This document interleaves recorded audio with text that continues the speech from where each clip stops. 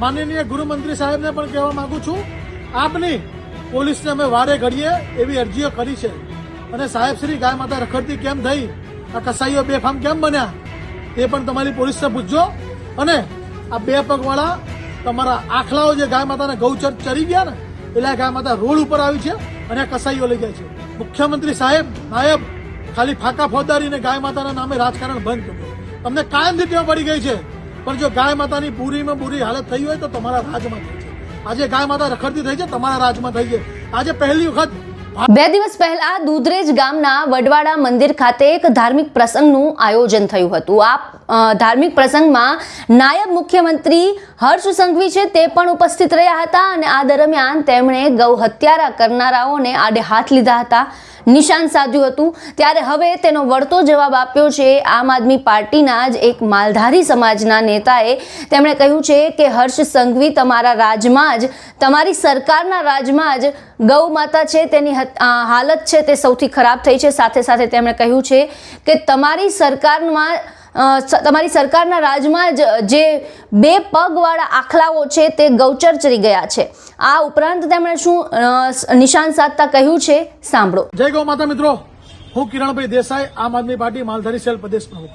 આજે ફરીથી માનનીય નાયબ મુખ્યમંત્રીને હર્ષભાઈ સંઘવીને ગાય માતાની યાદ આવી।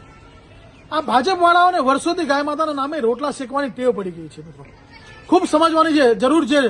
માનનીય મુખ્યમંત્રી નરેન્દ્ર મોદી સાહેબ જે અત્યારે હાલમાં વડાપ્રધાન છે, એ જ્યારે મુખ્યમંત્રી હતા ને ત્યારે પણ આવું જ બોલતા હતા, એક પણ કસાઈઓને છોડવામાં નહીં આવે, એક પણ કસાઈઓને અમે છોડીશું ને એક પણ ગાય માતાનું લોહી આ ધરતી પર વહેવા નહીં દે, ગુજરાતની ધરતી પર। પણ જ્યારે માનનીય મુખ્યમંત્રી નરેન્દ્ર મોદી સાહેબ જ્યારે અત્યારના હાલના વડાપ્રધાન છે ને ત્યારથી આ ગૌ હત્યાનો સિલસિલો ચાલુ થઈ ગયો છે। ગુજરાતમાં ખુલ્લે આમ આપણે વારે ઘડીએ એવા દ્રશ્ય જોઈ રહ્યા છે કે કસાઈઓ પોતાની ગાડી લઈને આવે અને ગાય માતાની હત્યા કરીને ગાય માતાને લઈ જાય છે। માનનીય ગૃહમંત્રી સાહેબને પણ કહેવા માંગુ છું, આપની પોલીસને અમે વારે ઘડીએ એવી અરજીઓ કરી છે અને સાહેબ શ્રી ગાય માતા રખડતી કેમ થઈ, આ કસાઈઓ બેફામ કેમ બન્યા તે પણ તમારી પોલીસને પૂછજો। અને આ 2 પગવાળા તમારા આખલાઓ જે ગાય માતાને ગૌચર ચરી ગયા ને એટલે ગાય માતા રોડ ઉપર આવી છે અને કસાઈઓ લઈ જાય છે। અને બહુ જ આપણે વચન આપ્યું છે ને, તો ચાલો આપણે બંને સાથે મળીને આ વચન નિભાવવા સાથે હું તમને બતાવું કે ગુજરાતમાં તો કસાઈઓ ખુલ્લેઆમ ફરી રહ્યા છે, પણ આપની એએમસીમાં આજ પણ આપને પણ લેટર લખ્યો છે, માનનીય વડાપ્રધાનને લખેલો, માનનીય ગૃહમંત્રીને પણ લખેલો, 55,000થી વધુ ગાય માતા ગુમ છે। અને થોળમાં તાજેતરમાં 6-8 મહિને થઈ ગયા ત્યારે આપના મહેસાણા કમિશનર સાહેબને પણ અમે લેટર લખીને એ ગુનેગારના ત્યાં ગાય માતાની હત્યા ખુલ્લેઆમ થઈ રહેલી તેને પણ તેની પર ફરિયાદ નોંધવામાં નથી આવી। એટલે માનનીય મુખ્યમંત્રી સાહેબ નાયબ ખાલી ફાકા ફોજદારી ને ગાય માતાના નામે રાજકારણ બંધ કરજો। તમને કાયમથી ટેવ પડી ગઈ છે, પણ જો ગાય માતાની બુરીમાં બુરી હાલત થઈ હોય તો તમારા રાજમાં થઈ છે। આજે ગાય માતા રખડતી થઈ છે, તમારા રાજમાં થઈ છે। આજે પહેલી વખત ભારત દેશમાં કોઈ એવું રાજ્ય બન્યું છે ગાય માતાનું લાયસન્સ લેવું પડે, તમારું રાજ્ય છે અને ખુલ્લેઆમ કસાઈ ફરી રહ્યા છે, એ તમારું રાજ્ય છે। એટલે માનનીય ગૃહમંત્રી સાહેબ, તમારા મોઢે ગાય માતાની વાતો સારી નથી લાગતી।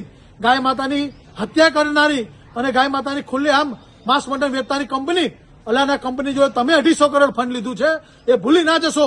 હવે તમે આ વાતો બંધ કરી દો, તમે ખુલ્લા પડી ગયા છો અને હિન્દુ ધર્મના લોકો તમને જોઈ રહ્યા છે કે તમે ગાય માતાની હત્યા કરી રહ્યા છો અને ગાય માતાના ગૌચર તમારા ભાજપના 2 આખલાવાળા પગવાળા આખલાઓ ગૌચર ચરી ગયા છે। એટલે અમારી 2 હાથ જોડીને વાત વિનંતી છે, જો તમે ખરેખર ટાંટિયા તોડવાની વાત કરતા હોય તો ચાલો અમે તમારી સાથે છીએ। ગાય માતા કેટલી જગ્યાએ કસાઈઓ ખુલ્લેઆમ લઈ જાય છે અમે તમને બતાવીએ।